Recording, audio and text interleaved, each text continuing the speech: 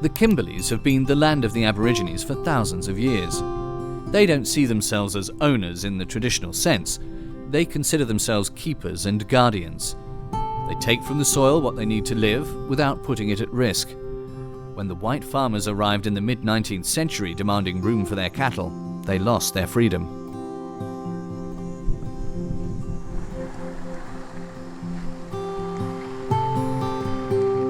They're not benefiting from the wealth of resources in the Kimberleys.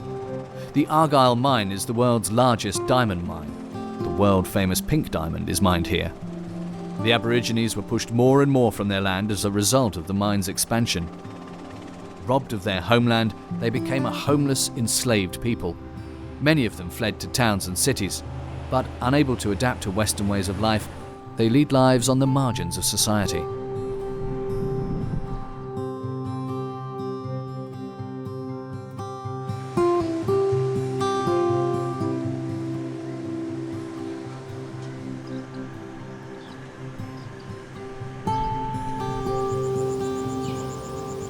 The Kununurra Language Centre is a positive exception.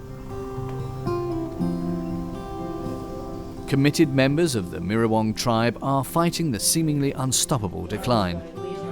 They've made it their job to preserve their language and culture.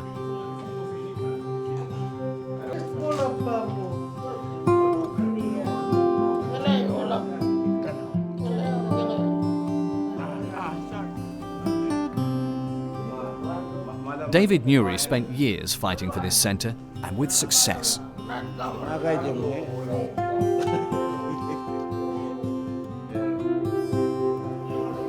Today, there are regular language courses in his language, Miriwoong.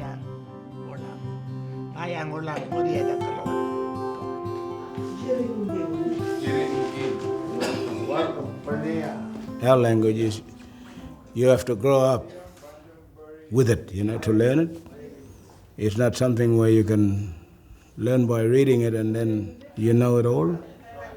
You have to grow up with the language to be able to understand it, Miriwoong is a very complicated language. There are 1,500 different verb forms. Knut Olavsky doesn't know anywhere near all of them, but the German linguist has found his life's vocation. It was a Miriwoong initiative to preserve their language. They themselves recognized that they were in trouble and needed someone to help them. They needed a linguist, and they invited me to help them. I see it as a privilege, but it's a near impossible task. But that's also what makes this challenge interesting. My goal is to raise new generations of speakers.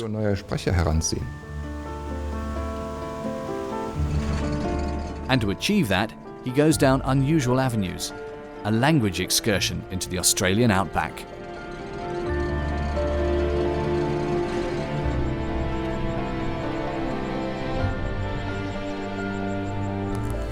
Inspired by their pristine environment, the old and last active speakers of the Miriwoong are to teach the younger ones about their culture and tradition. Commissioned by the tribal elder, Knut Olavsky is documenting the scene with his camera to give subsequent generations a chance to learn the language. Language is the one that really identifies one as to who we are. Like I'm Miriwoong, I'm only Miriwoong by language. And if we don't have that language, then we're just nobody. So we're just the Aboriginal person that has nothing. If we don't keep our tradition, then our identity would be lost with it. So as Miriwoong people, we have to keep practicing these kind of thing we do and teach back to our children as well.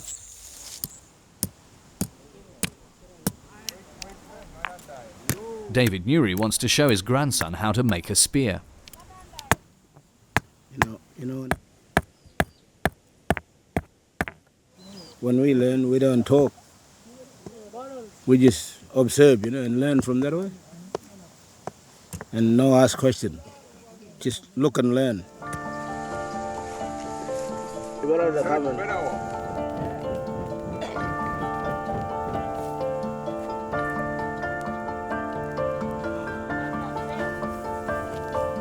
While David Newry hardens the spear over the fire in the traditional manner, young Miriwoong men watch him keenly.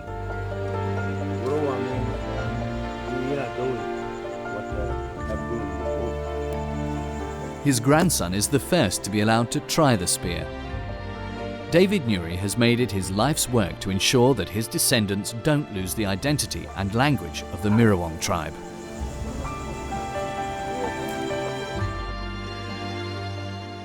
There is a bit of a danger of it being lost, but I doubt it if that will be lost because of the center that we have.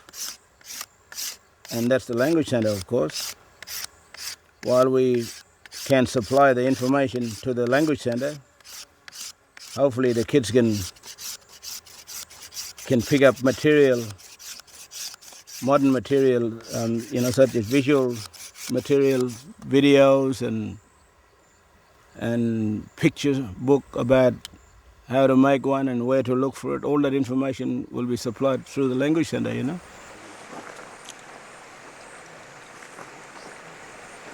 David Newry won't give up hope that the unique culture in the land of his ancestors won't be lost. It's a land that feels like it's at the end of the world, remote and with endless open spaces. Cattle land.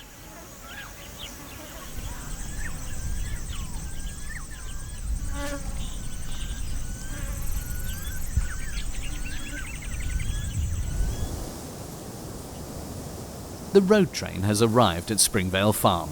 Time to load up the cattle.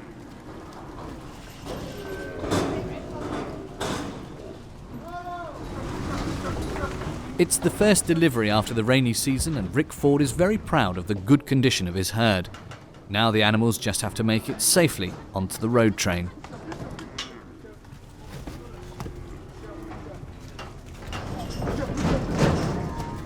We don't want them up on the truck and then coming back down this race that we're standing beside, and we don't want them also to turn around in here, because if they turn around they slow the flow up, and then once they've stopped the flow, the rest of the cattle don't want to draw on and they don't know the direction. See, they like to mob together, so they like to flow and follow each other. So if one gets left behind, that's not desirable.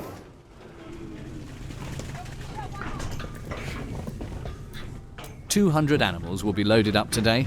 That's a total weight of around 60 tons. They've built up their slaughter weight for around 2 years on the endless plains of the Kimberleys.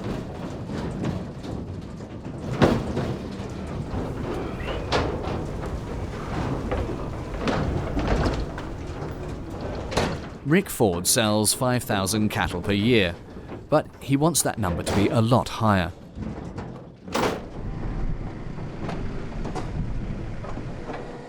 He gets $500 per head on average, a good price. He's earned 100,000 Australian dollars today, less all the costs. It's not easy money. With them leaving today, it means we've got cash flow. They're going to sale, so that gives us good pride. We know that we're going to get paid this week. So that's always a good thing. And they're a good line of Brahmins, so we're pretty happy with their quality. Pretty good day really.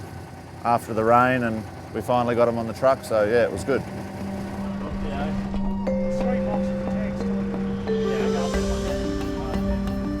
Rick Ford only has a few months each year to see his animals off. The season in the Kimberleys is short. The roads are only passable for the road train during the dry season from April to October. For many months of the year, the region is almost completely cut off from the rest of Australia.